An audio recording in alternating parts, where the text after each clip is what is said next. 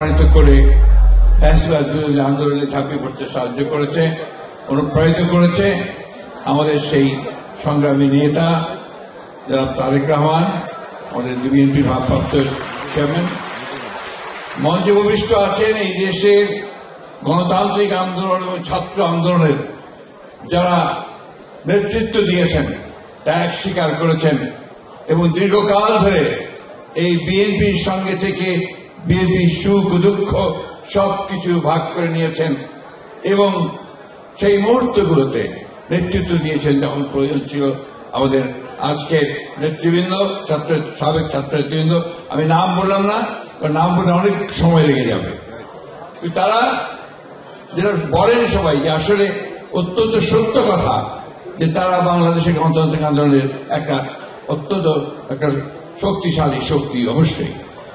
আর আজকে ছাত্র দলের নেতৃবৃন্দ এবং আজকে এই সংগ্রামে দীর্ঘ 15 বছর ধরে যারা সংগ্রাম করেছেন, জীবন দিয়েছেন, প্রাণ দিয়েছেন, আমার সেই প্রিয় ছাত্র ভাই বোনেরা, আসসালামু আলাইকুম।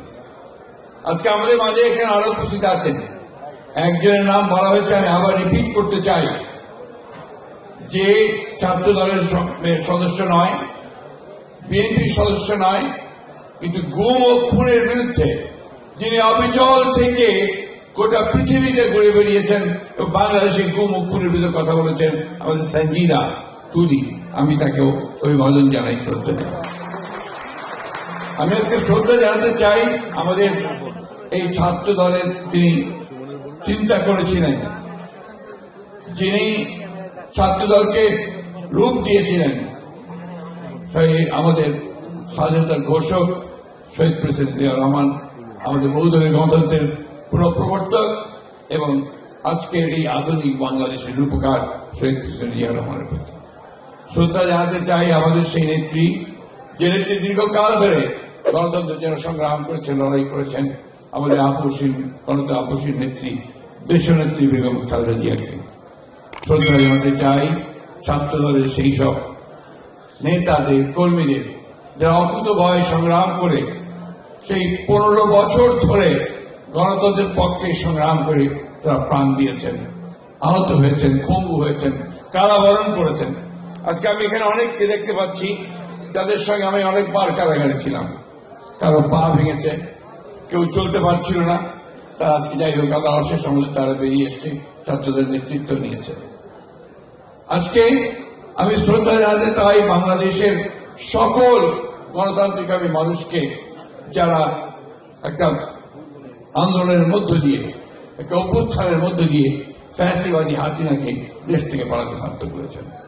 আমি বক্তব্য দীর্ঘ করব না, আমাদের প্রধান অতিথি আমাদের ভারপ্রাপ্ত চেয়ারম্যান তারেক রহমান সাহেব বক্তব্য রাখবেন, তার বক্তব্যের জন্যই আমরা অপেক্ষা করছি।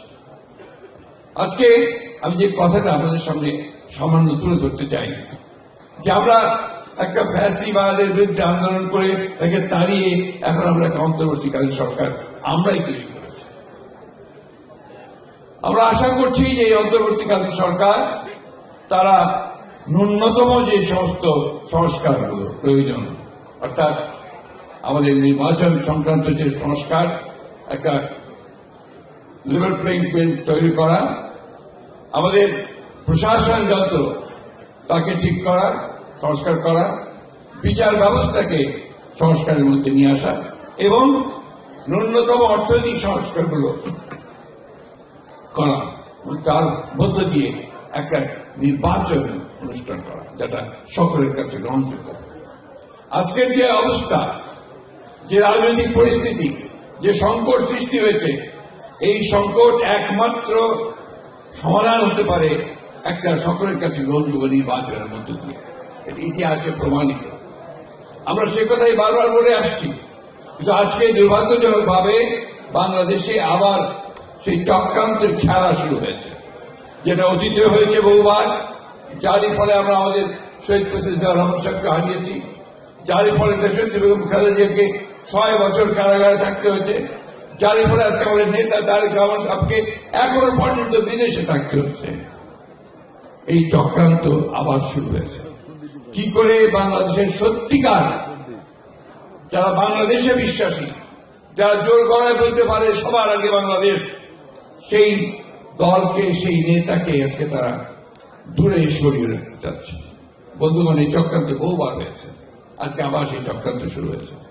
আমরা খুব পরিষ্কার ভাষায় বলতে চাই, বাংলাদেশের মানুষ কোনোদিনই তাদের চক্রান্ত সফল হতে দেবে না।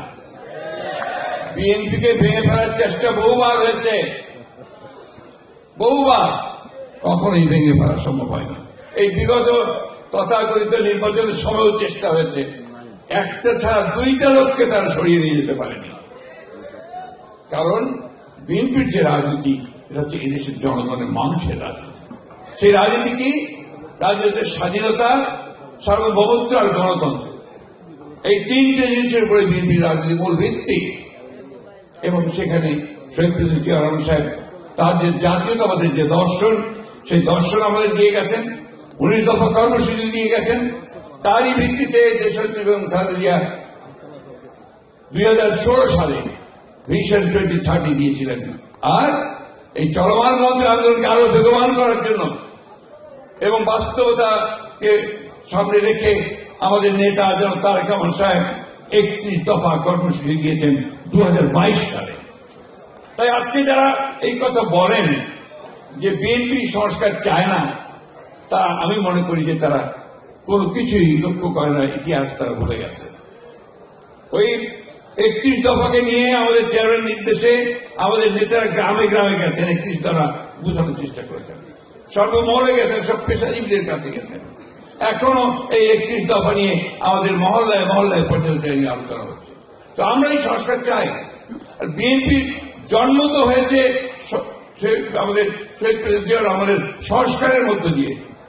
বহুদলীয় গণতন্ত্র এনেছেন তিনি, একদলীয় গণতন্ত্র থেকে, একদলীয় শাসন থেকে, বাকশাল থেকে মুক্ত করে তিনি বহুদলীয় গণতন্ত্র নিয়ে এসেছেন।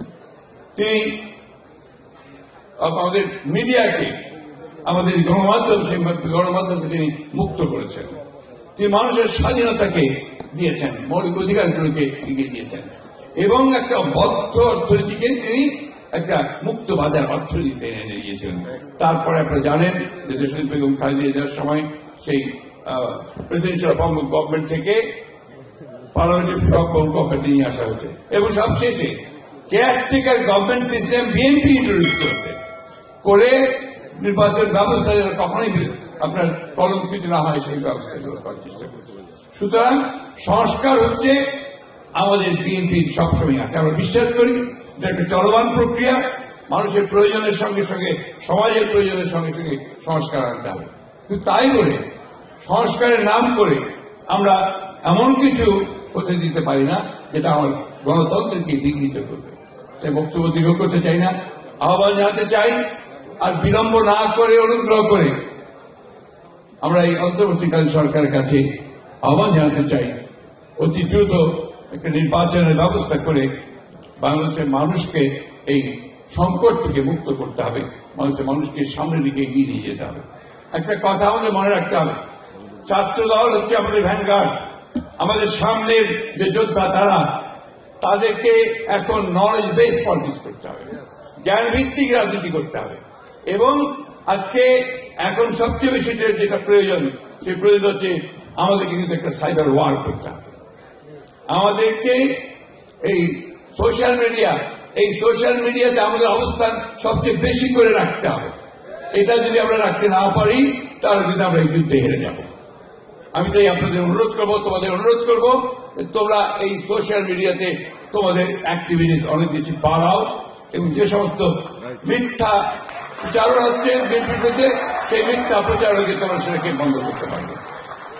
দেশে বিদেশে ষড়যন্ত্র চলছে, প্রিয় সহকর্মীরা, সহযোদ্ধারা, আজকে আমাদের দায়িত্ব হচ্ছে আমাদেরকে রুখে দাঁড়াতে হবে এবং আমাদের মেধা বুদ্ধি দিয়ে দাঁড়াতে হবে এবং সে মেধা বুদ্ধি দিয়ে আমরা তাদেরকে পরাজিত করতে পারবো বলে আমরা বিশ্বাস করি।